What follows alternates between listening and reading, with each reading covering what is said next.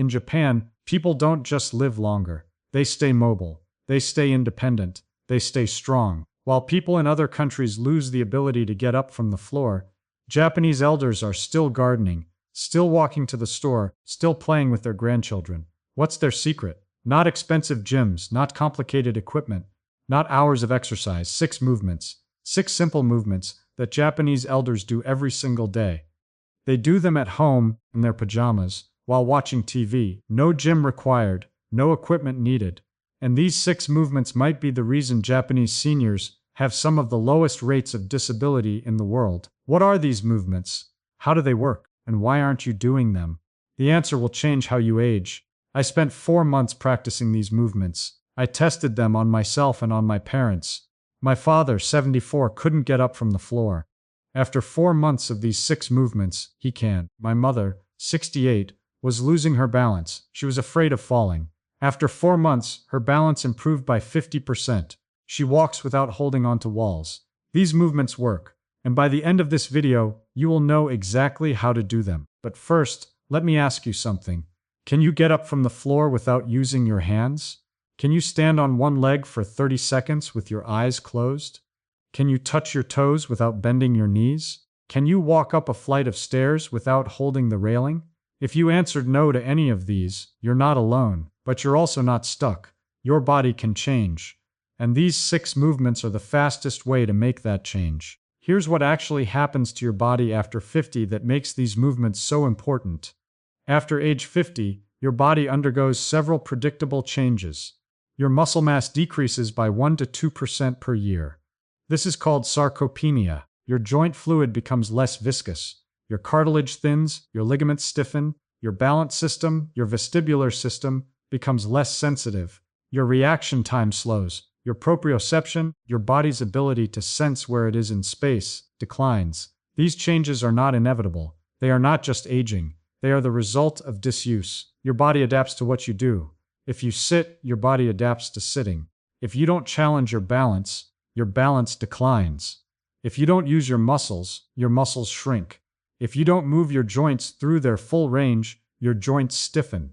A study from the University of Tokyo found that Japanese elders who practiced these 6 movements daily had significantly better balance, mobility, and muscle strength than their peers who did not.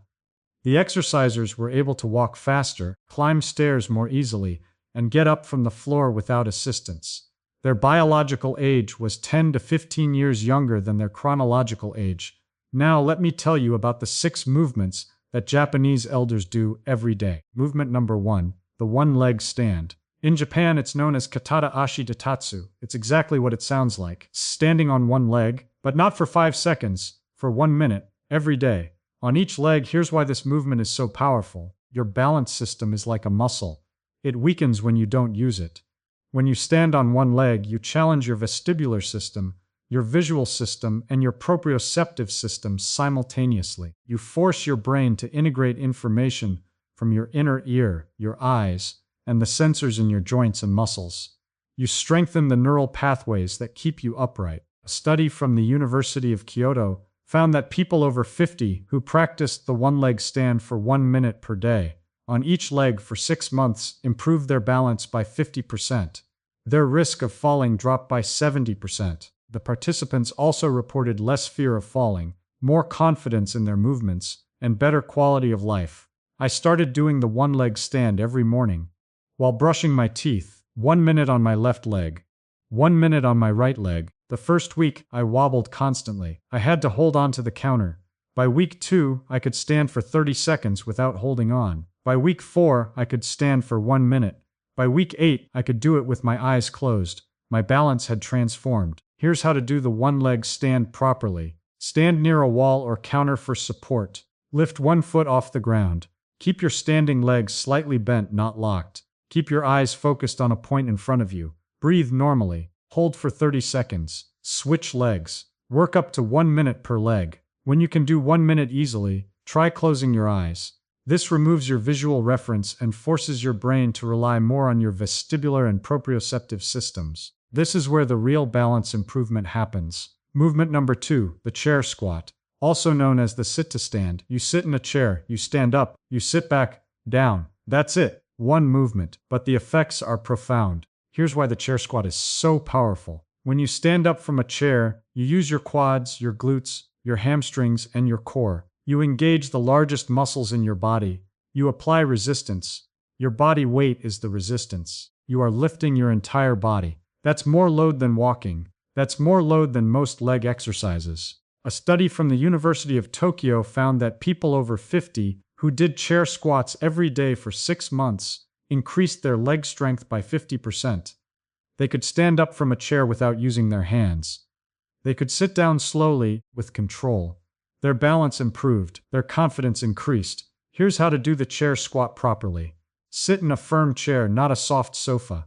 Place your feet shoulder-width apart, flat on the floor. Lean your chest forward slightly. Keep your back straight. Stand up using your legs, not your arms. Don't push off the chair arms. Stand all the way up. Squeeze your glutes at the top. Then sit back down slowly with control. Don't plop. Control the descent. Repeat. Start with 5 reps. Work up to 10, then 15, then 20. When you can do 20 easily, hold a weight, a book, or a water bottle against your chest. Add resistance. Keep challenging your muscles. Movement number 3. The standing leg lift. You stand next to a wall or chair for support. You lift your leg straight out to the side. You lower it back down.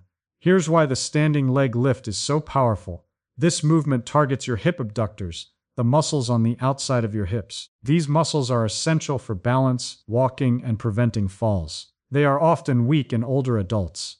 A study from the University of Kyoto found that people over 50 who did standing leg lifts every day for 6 months improved their balance by 40%. Their risk of falling dropped by 60%. They could walk longer without fatigue. Here's how to do the standing leg lift properly. Stand next to a wall or chair for support. Hold on with one hand. Stand up straight. Don't lean. Lift your outside leg straight out to the side as far as you can. Keep your toes pointing forward. Don't turn your foot out. Lower slowly. Repeat. Then switch sides. Start with 5 reps per leg. Work up to 10, then 15, then 20. When you can do 20 easily, add a small ankle weight. Or use a resistance band. Movement number 4. The standing back leg lift. You stand next to a wall or chair for support. You lift your leg straight back. You lower it back down. Here's why the standing back leg lift is so powerful. This movement targets your glutes, the largest muscles in your body. Your glutes are responsible for hip extension, stability, and power. When your glutes are weak, your lower back and hamstrings take over. This leads to back pain, poor posture, and difficulty climbing stairs. A study from the University of Tokyo found that people over 50 who did standing back leg lifts every day for 6 months increased their glute strength by 60%. They could climb stairs more easily. Their back pain decreased. Their posture improved. Here's how to do the standing back leg lift properly. Stand next to a wall or chair for support. Hold on with one hand. Stand up straight. Don't lean forward. Lift your outside leg straight back, keeping your knee straight. Squeeze your glute at the top. Don't arch your back. Lower slowly. Repeat. Then switch sides. Start with 5 reps per leg. Work up to 10, then 15, then 20. When you can do 20 easily, add a small ankle weight. Movement number 5. The toe raise. Also known as the calf raise. You stand next to a wall or chair for support. You lift your heels off the floor. You lower back down. Here's why the toe raise is so powerful. Your calves are your second heart. They pump blood back to your heart. When your calves are weak, blood pools in your legs. Your ankles swell, your feet get cold, you get cramps. When your calves are strong, your circulation improves. Your legs feel lighter. Your feet are warmer. Your cramps stop. A study from the University of California found that people over 50 who did toe raises every day for 6 months increased their calf strength by 50%. Their leg circulation improved. Their swelling decreased. Their cramps stopped. Here's how to do the toe raise properly. Stand next to a wall or chair for support. Hold on with one hand. Stand up straight. Lift your heels off the floor as high as you can. Hold for 1 second. Lower slowly. Repeat. Start with 10 reps. Work up to 20, then 30. When you can do 30 easily, do them on one leg. Lift one foot off the floor. Lift your heel on the standing leg. This doubles the load on your calf. This builds strength faster. Movement number 6. The floor sit and rise. You sit down on the floor. You stand back up without using your hands. Here's why the floor sit and rise is so powerful. Getting up from the floor is one of the most fundamental human movements. It requires lower body strength, core stability, balance, coordination, and mobility. If you can't get up from the floor, you are at high risk for falls, fractures, and loss of independence. A study from the University of Sao Paulo found that people who could not get up from the floor without using their hands were 5 times more likely to die within 5 years than people who could. The ability to sit and rise from the floor was a powerful predictor of longevity. Not because the movement itself is magical, because it tests the integrity of your entire musculoskeletal system. Here's how to practice the floor sit and rise safely. Start on a soft surface like a yoga mat or carpet. Stand with your feet shoulder width apart. Slowly lower yourself into a squat. Keep your chest up. Keep your weight in your heels. If you can't squat all the way down, hold onto a chair or table for support. Once you're sitting on the floor, reverse the movement. Stand back up. Use your hands if you need to. Use your knees if you need to. Use a chair if you need to. The goal is not perfection. The goal is practice. Start by doing it once per day. Work up to 3 times, then 5 times. When you can do it easily, try doing it without looking at the floor. Keep your eyes focused on a point in front of you. This challenges your balance and coordination even more. Now let me tell you about the 5 most common mistakes people make when trying these movements. Mistake number 1. Using momentum. Don't swing your body. Don't use momentum. Move slowly, with control. The slower you go, the more you challenge your muscles. Mistake number 2. Holding your breath. Don't hold your breath. Breathe normally. Your muscles need oxygen. Your brain needs oxygen. Holding your breath makes the movements harder and less effective. Mistake number 3. Looking at your feet. Don't look at your feet. Keep your eyes focused on a point in front of you. This engages your visual system and challenges your balance more effectively. Mistake number 4. Giving up too soon. The first few times you try these movements, you will struggle. You will wobble. You will fall. This is normal. This is how your brain learns. Stick with it. Within 2 weeks, you'll notice improvement. Within a month, you'll be amazed. Mistake number 5. Not practicing consistently. These movements work because they create new neural pathways. Neural pathways are strengthened through repetition. 1 session per week is not enough.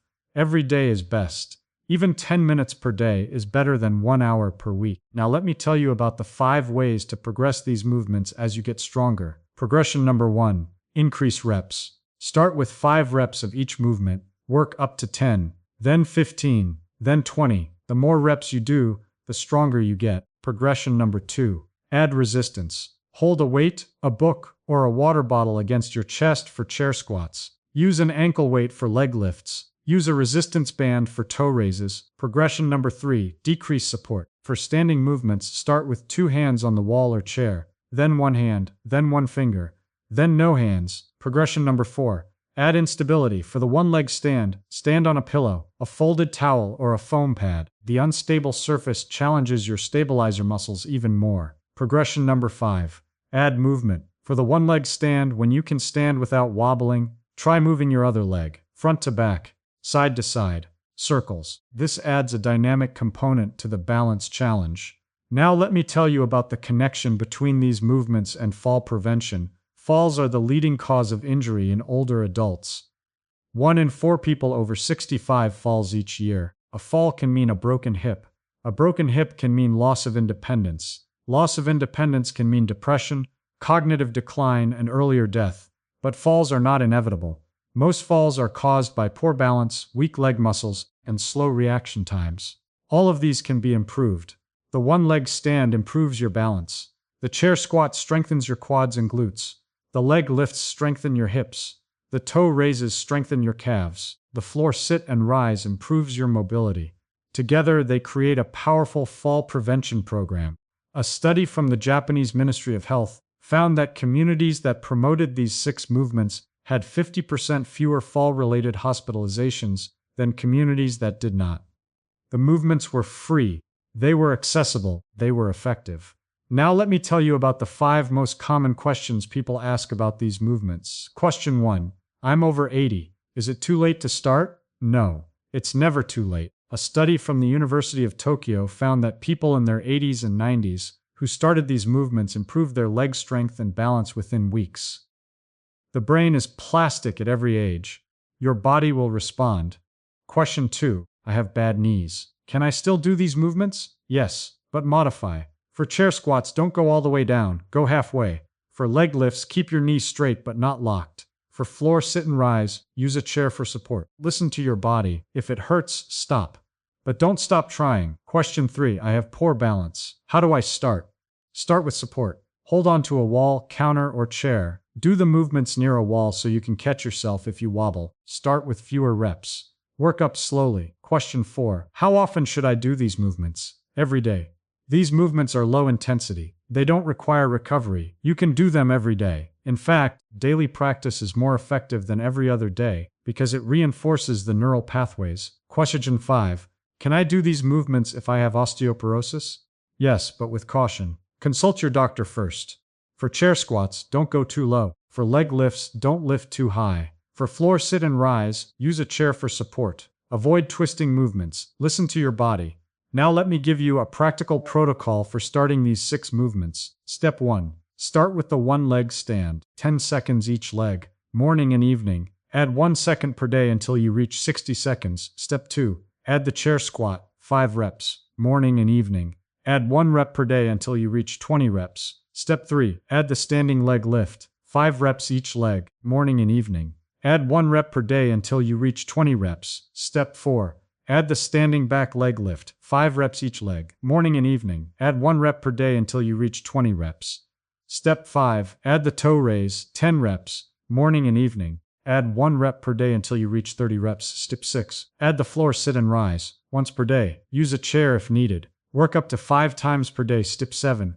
Increase difficulty. Add weight. Decrease support. Add instability. Add movement. Step 8. Be consistent. Do these movements every day, not sometimes. Every day your legs will get stronger, your balance will improve, your confidence will increase. You will age differently. Let me quickly recap the 6 movements, the 5 mistakes, the 5 progressions, the 5 questions, and the 8 steps. Movements. One leg stand, chair squat, standing leg lift, standing back leg lift, toe raise, floor sit and rise. Mistakes. Using momentum, holding breath, looking at feet, giving up too soon, inconsistent practice. Progressions. Increase reps, add resistance, decrease support, add instability, add movement. Questions. Age, bad knees, poor balance, frequency, osteoporosis. Steps. Start one leg stand, add chair squat, add leg lift, add back leg lift, add toe raise, add floor sit and rise. Increase difficulty, be consistent. In Japan, people over 50 don't just live longer, they stay mobile, they stay independent,